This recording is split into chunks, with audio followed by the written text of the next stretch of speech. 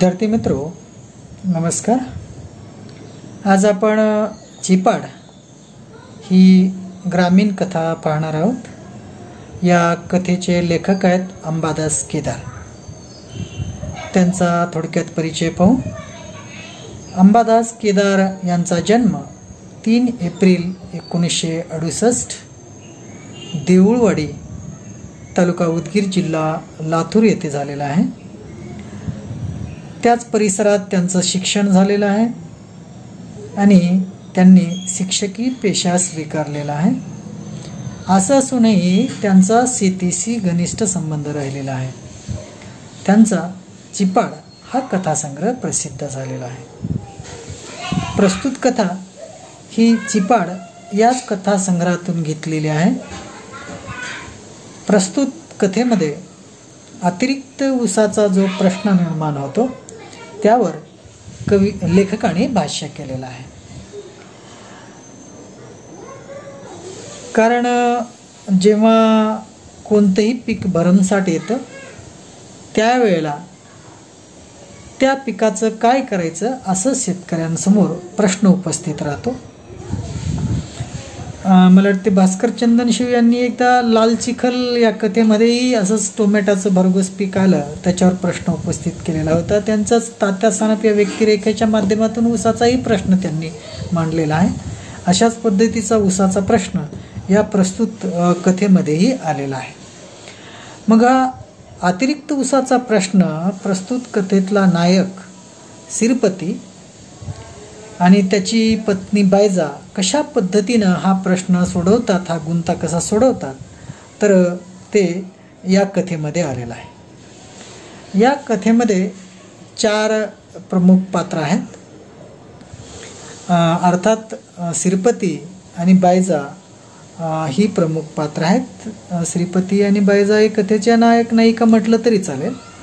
आणि दुसरी 2 पात्र आहेत, एक परसराम आणि दुसरं संभा।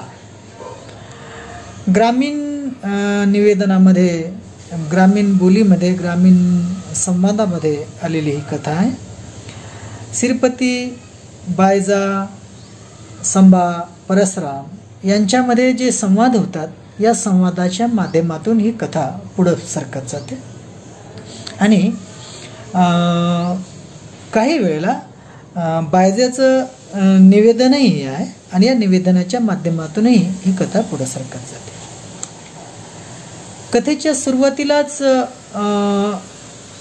बायजाच्या तोंडी जे वाक्य आहे, पहिलं वाक्य, ते अत्यंत महत्त्वाचं आहे की यंदा गावाला काय दिसून आलं होतं की प्रत्येकजण उठला आणि ऊसाच्या मागं लागलाय। या वाक्यामध्येच सगळेच जण म्हणजे गाव परिसरातील सगळेच लोक ऊस लावायला लागलेत असं सूचित होतं। आणि त्यामुळे सगळे लोक कशी कामाला लागली आहेत त्याचं वर्णन पहिल्या काही परिच्छेदामध्ये येऊन जातं की इथं मजुरीला माणूस मिळत नाही,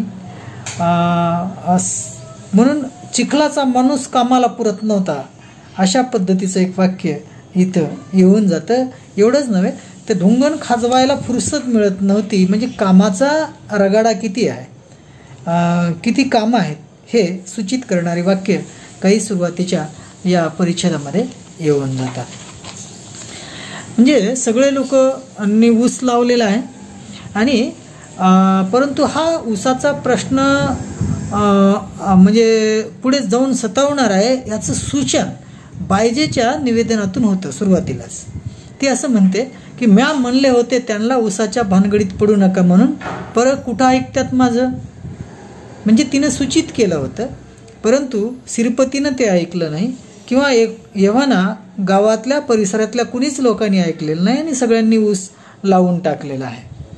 आता हे ऊस लावण्याचं काम, ऊसाला पोसण्याचं काम हे कशा पद्धतीचं आहे तर त्याच्याही संदर्भात काही भाष्य आलेलं आहे आणि त्याच्यातून ते किती कठीण काम असतं हे संभा आणि सिरपती यांच्या संवादामधून येतं। संभामध्ये बोलताना म्हणतो की ऊस लावल्या पासून पाऊलच ठराना गेलाय घरी, असं तो या आपल्या बायजाला आणि सिरपतीला म्हणतो। त्यावेळेला श्रीपतीचे म्हणतो, नुसती बेजारी व्हायला लागले, अजून काहीच नाही श्रीपती. संभा म्हणतो की अजून काहीच नाही श्रीपती, सगळं बाळंतपण तर पुढंच आहे. म्हणजे याच्यावरनं सूचित होतं की ही सुरुवातीला जी लागण झालेली उसाची ते हे तर काहीच नाही, खरं बाळंतपण पुढंच आहे.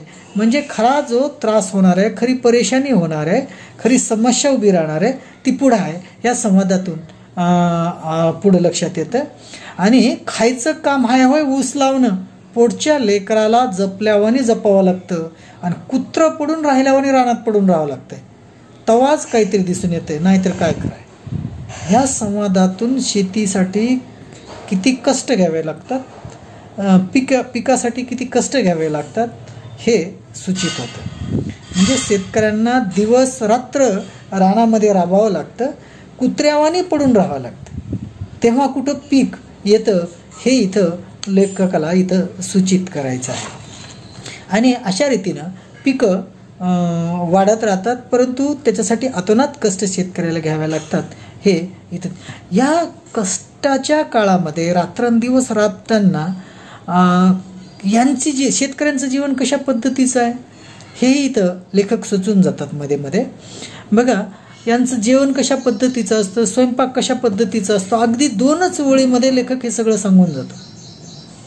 आता बघा, स्वयंपाक करणं म्हणजे कसं असतं, मध्यमवर्गीय शहरातली लोक, जे नगरात राहणारी लोक, त्यांचं कसं असतं, चटणी, भात, लोणचं, भाकरी, पोळ्या, भात, आमटी हे सगळं कसं साग्र संगीत असतं. शेतकऱ्यांचं कसं आहे तर एका 2 ओळीमध्ये लेखकांनी इथं सांगितलं, 4 भाकरी करून घ्याव्या म्हणून बसले भाकरीला, घेतले परातीत पीठ आणि टाकले बदाबदा 4 भाकरी, लसूण खुडून भाजी घातली, झालं सगळं स्वयंपाक.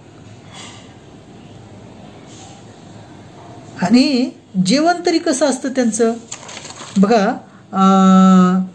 कसलं त्यांचं जेवण, शेळीनं पाला खाल्ल्यावाने, सदा वचवची अंगात, सारखं पोट हापाट्या ते हापाट्या, जेवल्या की निघाले रानात. म्हणजे कशा पद्धतीचं शेतकऱ्यांचं जीवन आहे ह्या काही वाक्यातून याच्यातून अधोरेखित होत आहे. तेव्हा लेखक किती सूक्ष्मपणे बारकाईनं या छोट्या छोट्या गोष्टी, बारीक बारीक गोष्टी नोंदत जातो हे आपल्या लक्षात येईल. आणि शेतकऱ्यांचं जीवन कशा पद्धतीचं आहे तर ते असं बारकाव्यानिशी लेखकाने इथं वर्णन केलेलं आहे. आणि अशा रीतीनं ऊस, आता पीक चांगलं आलं, आता कारखान्याला घालाव्या लागेल, अशा पद्धतीची सोय आता श्रीपती बघतो आहे.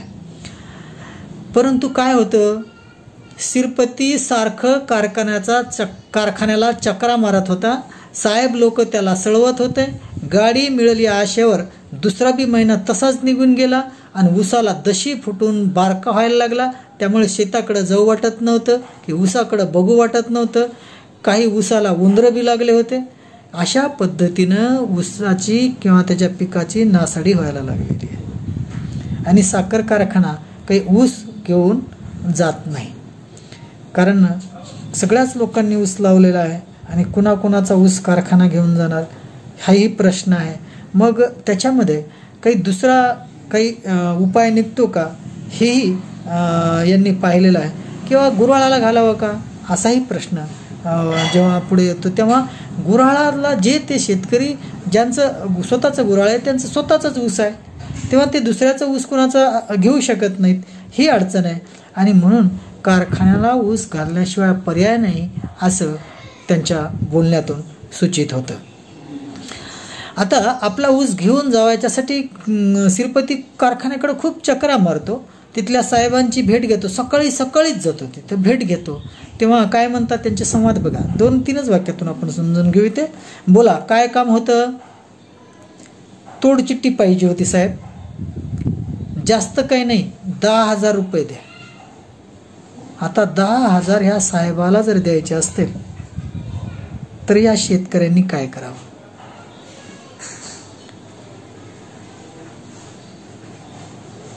त्यामुळं या शेतकऱ्याची परिस्थिती कशी झाली त्याचं वर्णन लेखकांनी केलेलं आहे. बायजाच्या तोंडून ते आलेलं आहे. आले हे तोंड पांढरं शिपट घेऊन, एक बोलनात की 2 बोलनात बसले भितडाला माणूस मेल्यावाने कपाळाला हात लावून. या वाक्यातून तो किती चितागती बसलेला आहे हे तुमच्या लक्षात येईल. आता या समस्येचं कशी सोडवणूक करावी असा प्रश्न या श्रीपतीला पडलेला आहे. कुणाचं चुलवण पण रिकामा नाही, गुराळ पण रिकामा नाही, कारखाना ऊस घेऊन जात नाही, या कात्रीत सापडलेला हा श्रीपती एक प्रतिनिधी आहे. असेच प्रश्न इतर शेतकऱ्यांचेच आहे. संभाज बोलून इथं दाखवतो की जाईन की नाही श्रीपती ऊस यंदा. त्यावेळेला श्रीपती म्हणतो की थोडा अवघड आहे. तेव्हा संभा म्हणतो थोडं अवघड नाही श्रीपती, यंदा लय अवघड आहे, उभ्यानंच काडी लावायची वेळ आहे वाटायला. म्हणजे ऊस जाळून टाकावाला हवा अशी त्यांची मानसिकता झालेली आहे. खरं तर पुढं प्रश्न कसा सुटणार आहे त्याचं सूचन इथं लेखकानं केलेलं आहे.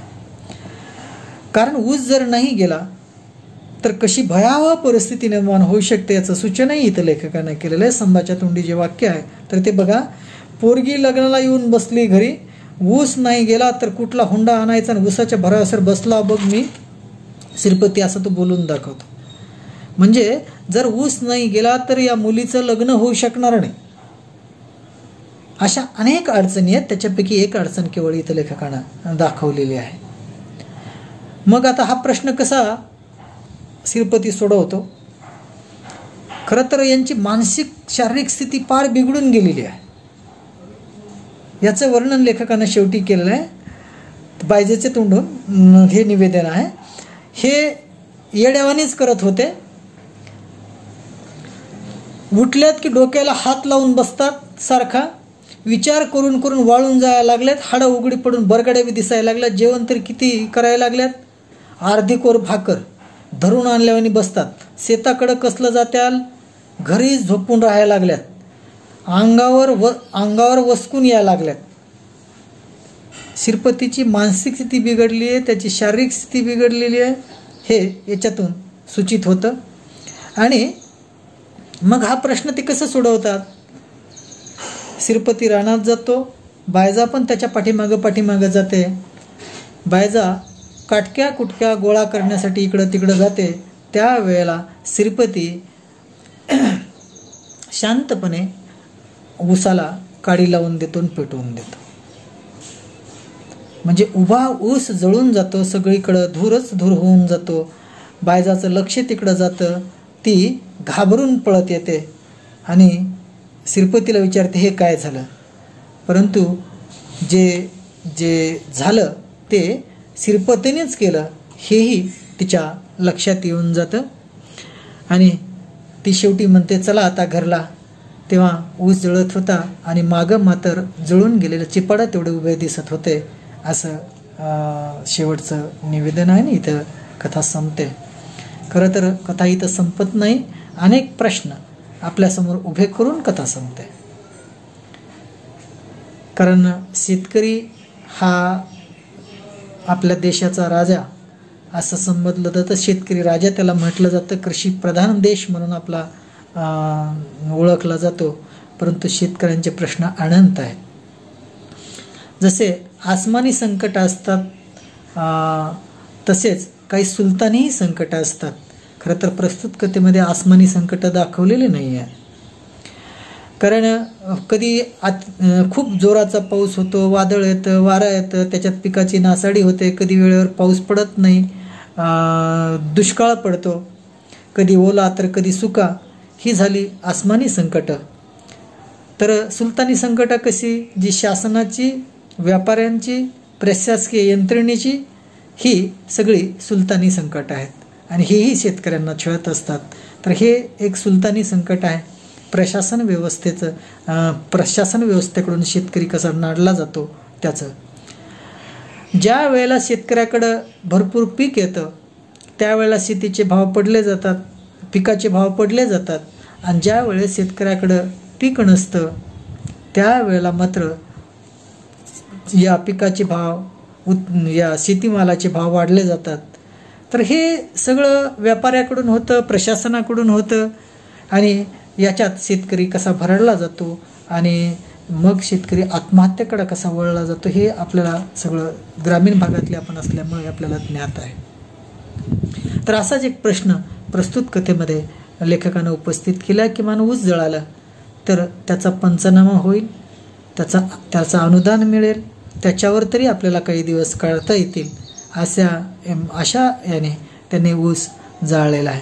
किमान ऊस जळाल्याच्या नंतर कारखाना तरी लवकर ऊस घेऊन जाईल अशा आशेनं या शेतकऱ्यानं ऊस जळलेला आहे आणि अतिरिक्त ऊसाचा प्रश्न अशा पद्धतीनं सोडवलेला आहे.